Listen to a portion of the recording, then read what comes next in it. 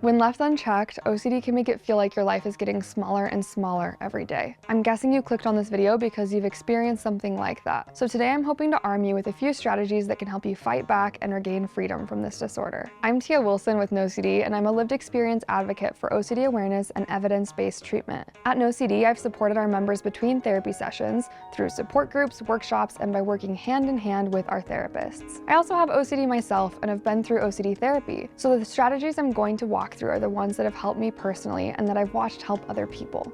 Let's dive in.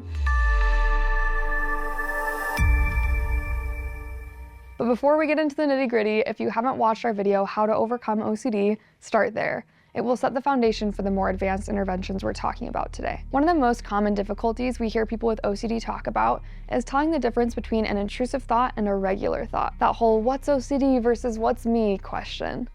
Unfortunately, we can't always tell the difference, because if it didn't feel real, it wouldn't be OCD.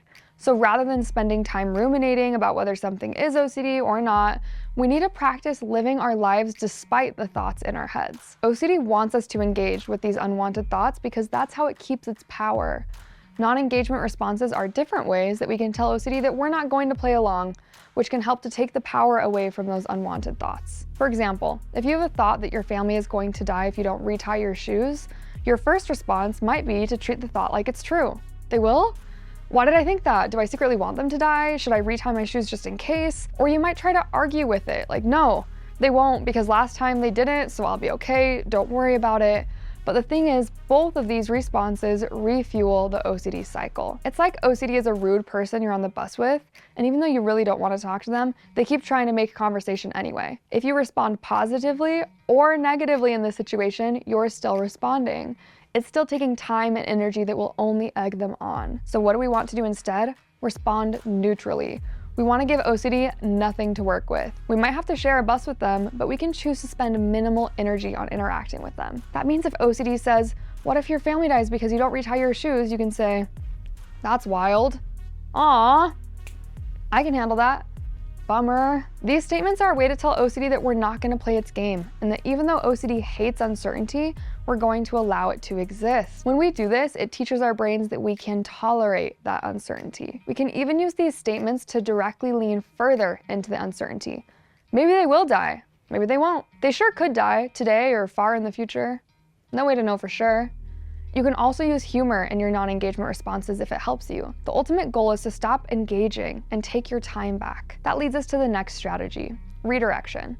If you tried the first strategy and paused your usual engagement with OCD to respond neutrally, at this point, your OCD might be starting to pipe back up with more thoughts or doubts like, what if this time you're wrong though? So before OCD can pull us back in again, we want to redirect our behavior. The last thing we need is to think more when we have OCD, which is why interventions like exposure and response prevention therapy, or ERP, the gold standard treatment for OCD, have us focus on our actions. That means when OCD says, what if you're wrong?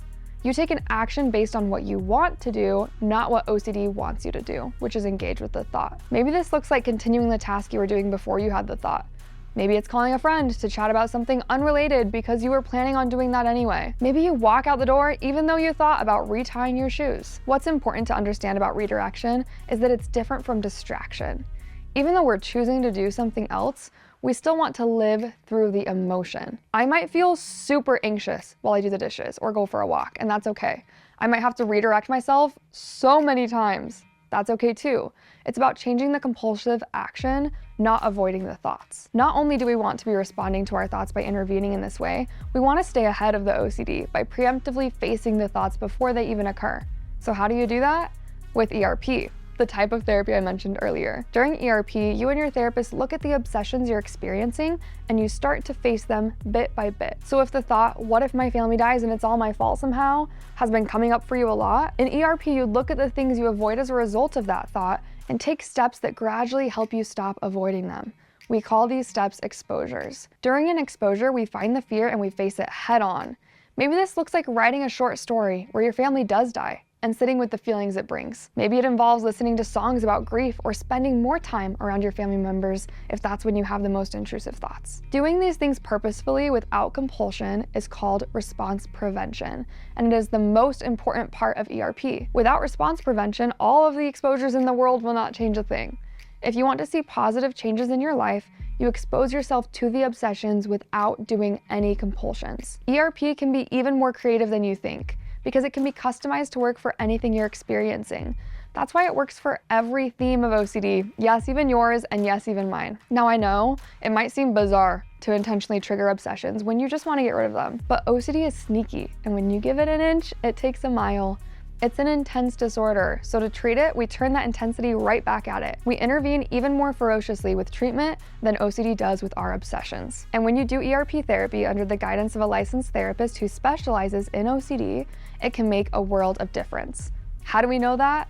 Research. This treatment modality was designed specifically to treat OCD, and there are decades of scientific research confirming its effectiveness. In fact, the results are more consistent than any other OCD treatment out there. We also know from experience. We see ERP therapy lead to life-changing results for our members every day at NOCD. And if you're struggling with OCD right now, it could do the same for you. We believe so deeply in this treatment because many people on our team have been through it themselves and have been amazed by the changes they notice, myself being one of them. That's why we do everything we can to make it as easy to access as possible. With NOCD, you can do ERP therapy in live, virtual, face-to-face video sessions with one of our licensed therapists who deeply understands OCD. We accept many major insurance plans and make sure you're supported between the sessions when it matters most, with 24/7 access to peer communities, direct messaging with your therapist, and more, all in the NOCD platform. So if you're dealing with the things I mentioned and you want to talk to someone who not only understands OCD, but knows how to help you conquer it, we're here to help.